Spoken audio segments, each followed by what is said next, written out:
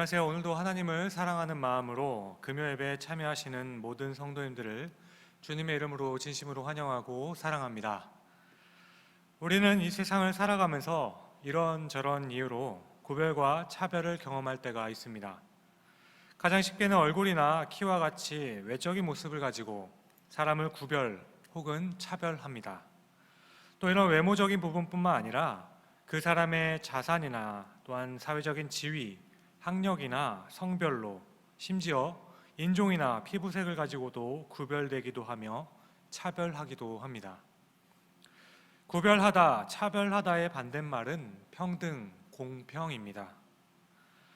사람의 어떤 상황이나 위치, 신분이나 영향력에 상관없이 모든 사람을 똑같이 대하는 것, 공평함입니다. 하지만 모든 사람들에게 똑같이 대하는 것이 공평함이 아닐 수도 있습니다.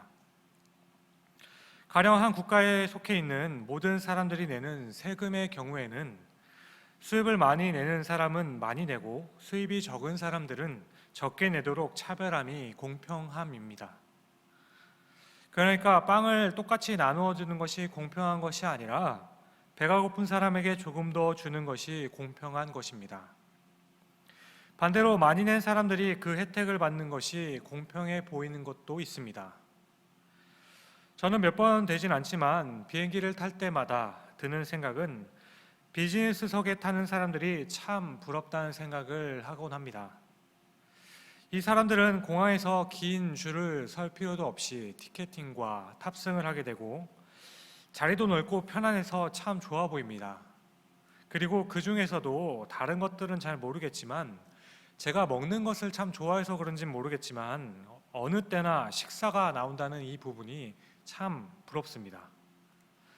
그런데 이때 일반석에 앉아있는 이 사람이 우리는 왜 식사를 주지 않느냐고, 이렇게 차별 대우해도 되는 거냐고 따지는 사람은 없습니다.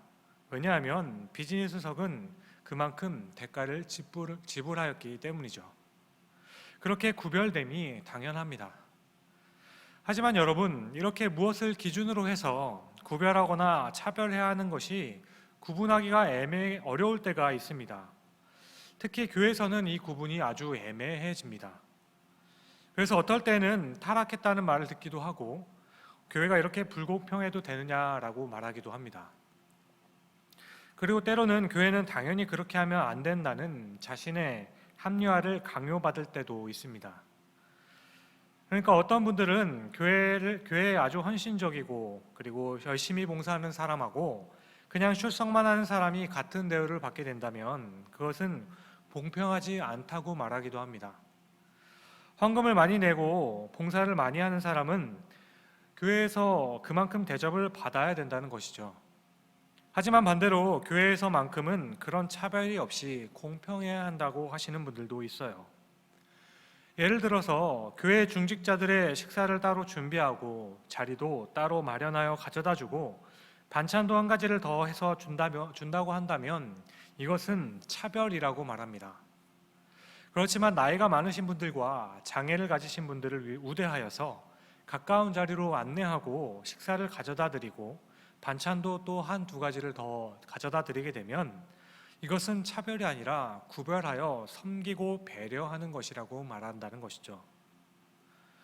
교회를 위해서 헌신하신 분들이 대접을 받으면 그것은 왜 차별이라 말하고, 연로하신 분들과 장애를 가지신 분들을 대접하는 것은 왜 섬김이라 말하는 것일까요?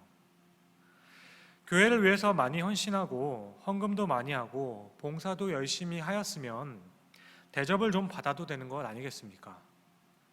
그런데 사람들은 왜 그것을 못마땅하게 생각을 하게 될까요? 아마도 그렇게 생각하는 이유는 교회에서 대접을 받는 사람들은 힘이 있다고 생각하기 때문입니다. 특히 주님이 가르쳐 주신 교회의 본질은 힘이 있는 자들이 대접을 받는 것이 아니라 힘없고 연약한 사람들이 대접을 받아야 한다고 생각하기 때문입니다. 그래서 공적과 능력, 지위에 의해서 대우가 달라지거나 힘을 행사하는 것은 세속적으로 타락한 모습이라고 말하는 것입니다.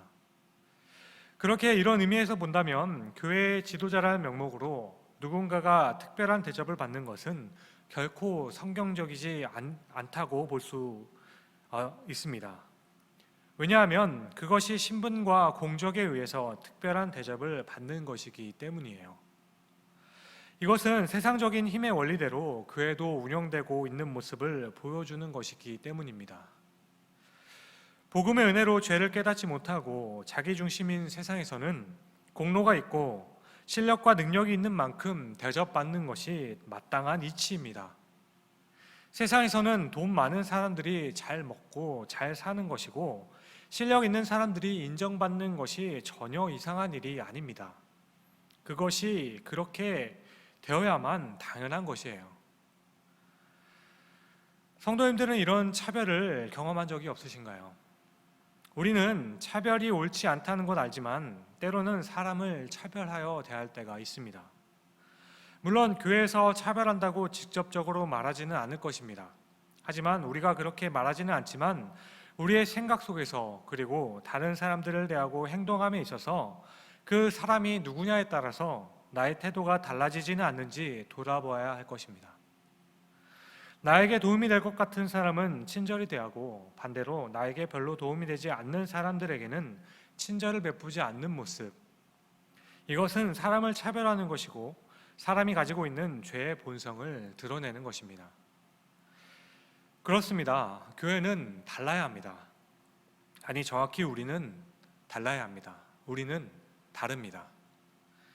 우리는 두 가지 이유로 달라야 하고 그리고 다릅니다.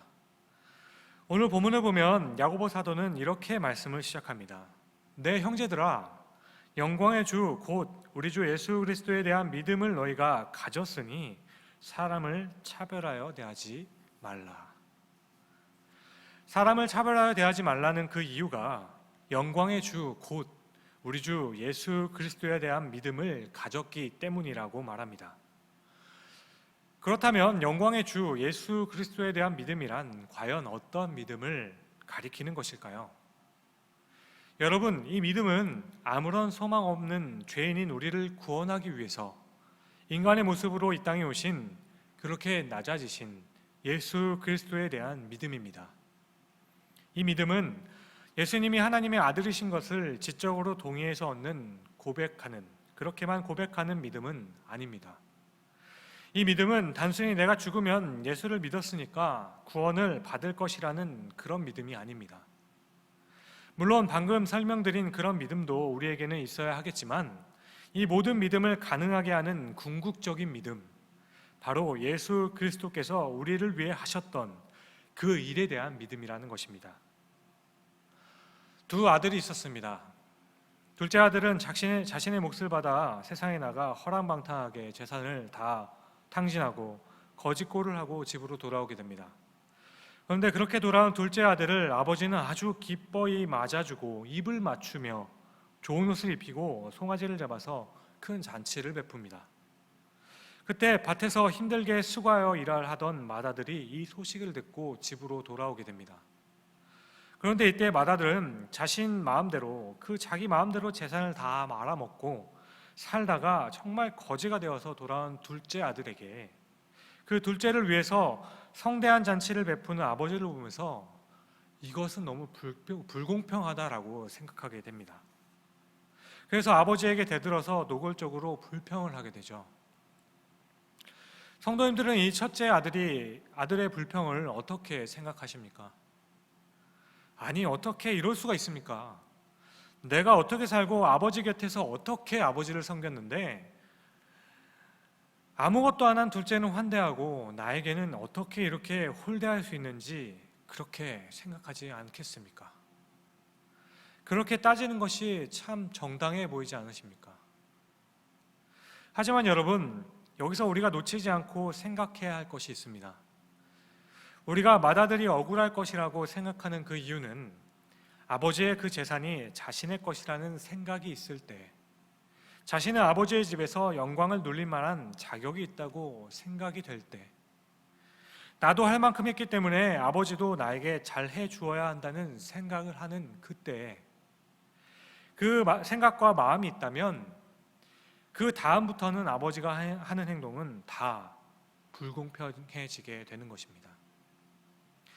하지만 내가 누릴 자격이 없지만 아버지가 나를 사랑해서 내가 이 모든 아버지 것을 누리게 하셨다고 생각한다면 동생에게 베풀어진 그 은혜를 바라보면서 나에게도 동일하게 베풀어 주신 그 은혜를 바라보면서 감사하게 된다는 것입니다.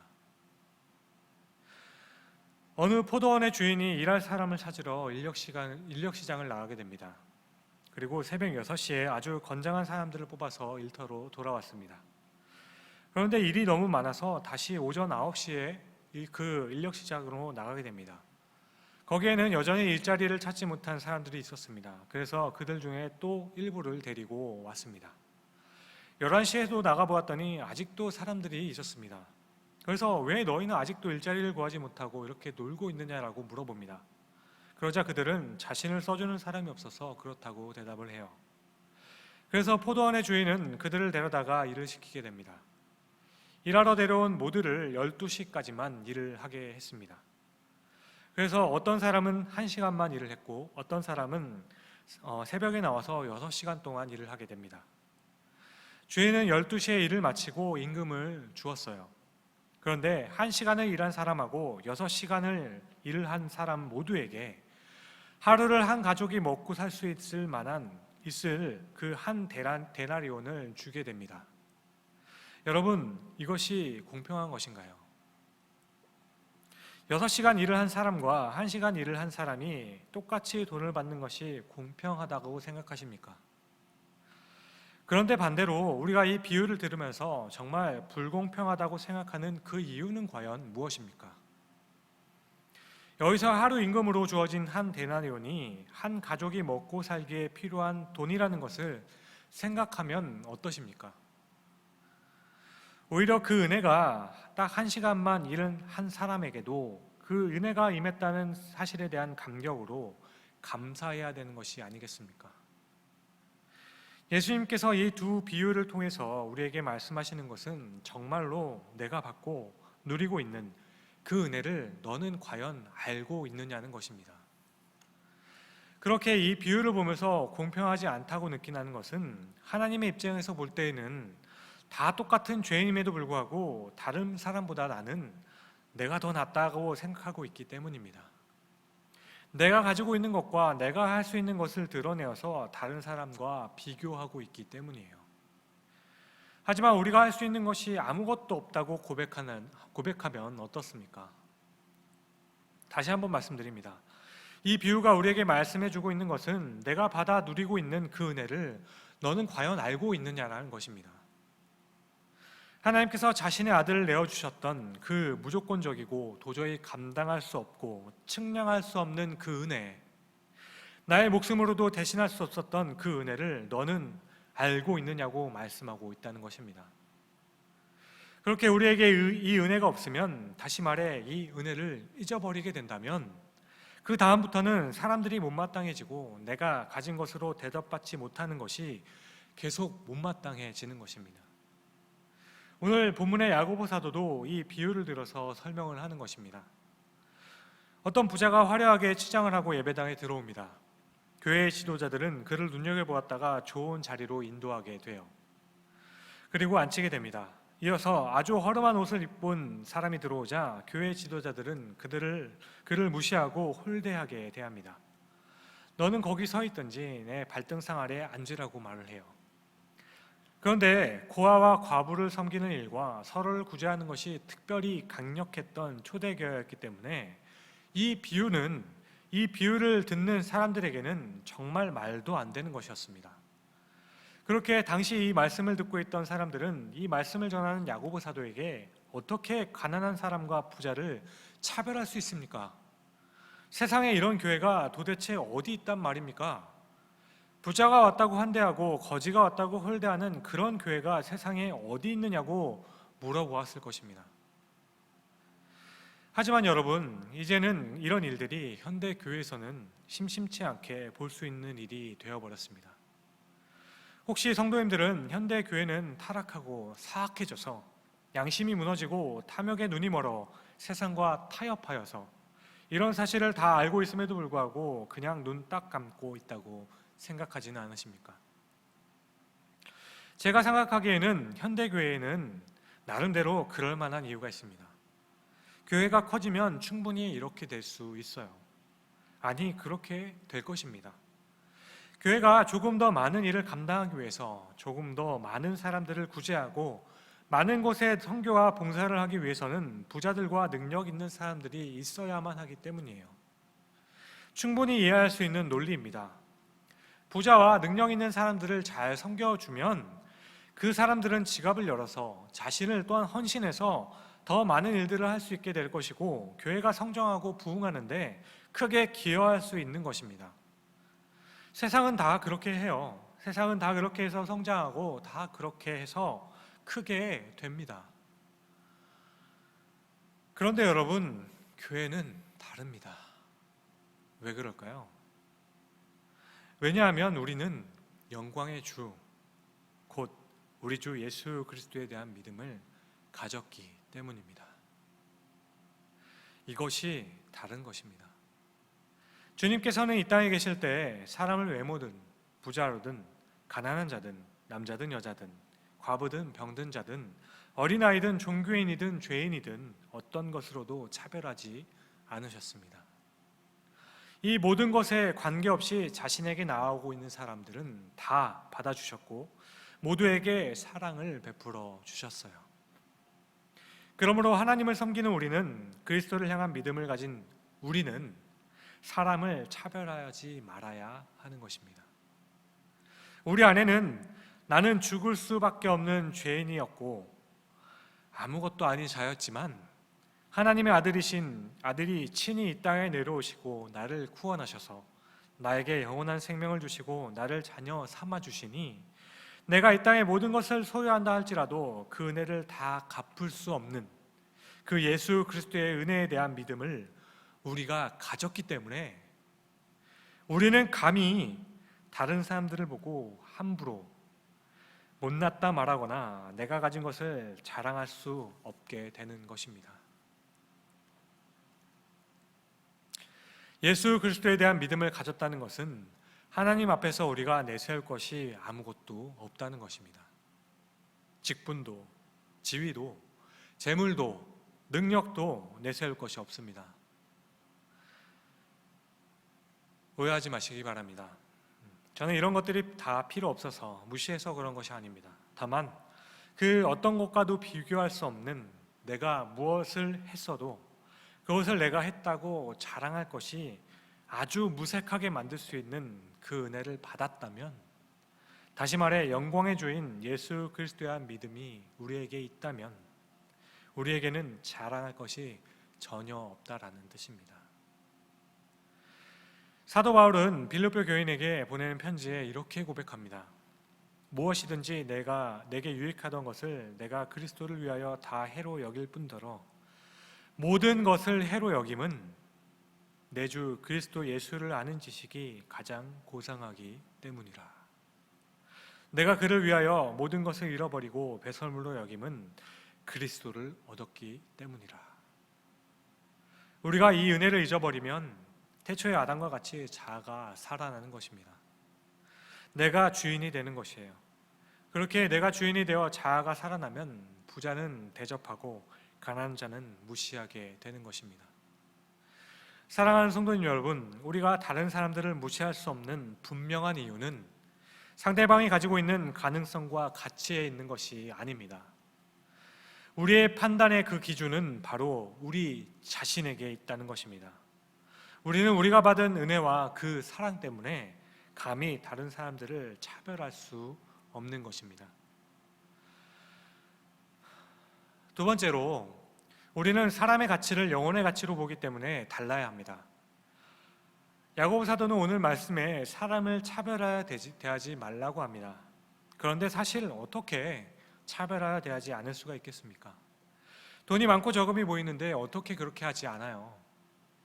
부유한 자는 부한 대로, 가난한 자는 가난한 대로. 그러니까 가난한 자들에게는 조금 더 배려하고 약한 자들에게는 말 한마디라도 하더라도 조심하고 하는 것이 전혀 나쁜 것이 아니지 않겠습니까? 그런데 여기서 정말 문제가 되는 것은 사람을 보면서 그 사람의 영혼의 가치를 생각하지 않는다는 것이 문제인 것입니다. 특히 영혼의 구원을 최고의 가치라고 보기는 우리 교회가, 아니 바로 그리스도의 몸된 교회인 우리들이 눈에 보여지는 것으로 한 사람의 가치를 평가한다면 정말 이것은 말도 안 되는 모순이 된다는 것입니다. 부자에게도 구원이 필요하다면 가난한 자들에게도 구원이 필요하겠죠. 반대로 가난한 자들에게 하나님의 사랑이 필요한 것처럼 부한 자들에게도 하나님의 사랑이 필요한 것입니다. 우리는 사람을 볼 때 세상이 보는 것과 같이 보는 것이 아니라 하나님이 보시는 대로 사람을 보아야 한다는 것입니다.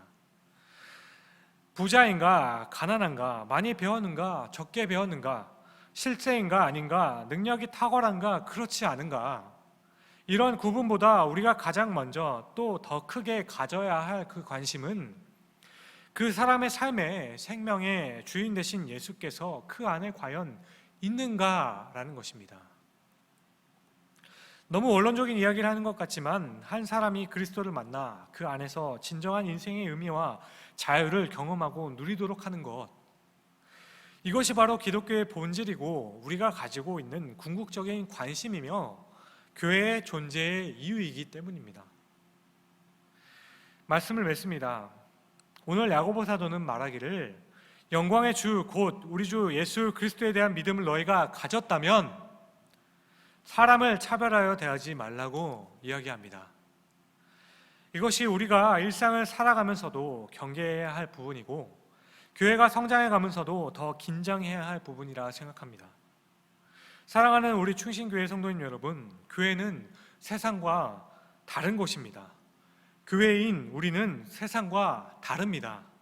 왜냐하면 예수 그리스도가 우리 교회의 머리이시기 때문입니다.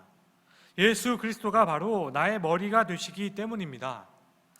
우리 모두는 하나님의 특별 없는 사랑과 은혜를 입은 성도이기 때문입니다.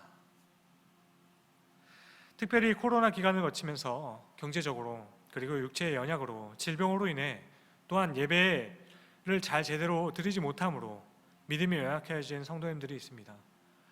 따라서 이 시간에 간절히 바라고 원하는 것은 차별 없이 대하는 예수 그리스도의 그 사랑, 외모로 사람을 취하지 않으시는 하나님의 은혜의 그 말씀을 통하여서 먼저 회복될 수 있기를 바랍니다. 또한 교회에서든지 혹은 교회 밖에서든지 내가 사람을 차별하며 구별하였던 모습은 없었는지 돌아볼 수 있기를 바랍니다. 그렇게 회개함으로 우리의 회복된 모습을 통해서 아직도 어렵고 힘들어하는 이들은 위로를 받고 또 더 나아가 서로가 서로를 위로하는 그리스도 안에서의 아름다운 한 공동체가 되어질 수 있기를 바랍니다. 사랑하는 성도님 여러분, 우리가 받은 그 은혜를 기억할 수 있기를 바랍니다. 내가 받은 그 은혜가 너무 크기에 우리는 다릅니다. 기도하시겠습니다. 사랑과 은혜가 풍성하신 아버지 하나님, 오늘 말씀을 통해 저부터가 부끄러움과 두려움을 느끼게 됩니다. 교회의 성장과 부흥을 위해서는 어쩔 수 없다는 생각으로 교회에 많이 기여할 수 있는 사람들과 전혀 기여할 수 없는 사람들을 구별한 채 그 구별이 차별이 아니라 구별이라고 스스로 합리화시킨 적은 없었는지 돌아보게 되고 회개합니다. 주님께서 저를 구원하셨다는 이 사실은 제가 무엇으로도 주께 자랑할 게 없게 만드는 엄청난 은혜인데 자주 이 사실을 망각하며 살아갑니다. 내가 주님의 은혜를 받고 자녀 되었음을 망각하여 사람을 차별하였던 적은 없었는지 돌아보게 하시고 다시 회개하여 주께서 주신 이 은혜를 잊지 않고 살아가게 하여 주옵소서. 그 은혜의 감격을 회복하게 하여 주옵소서.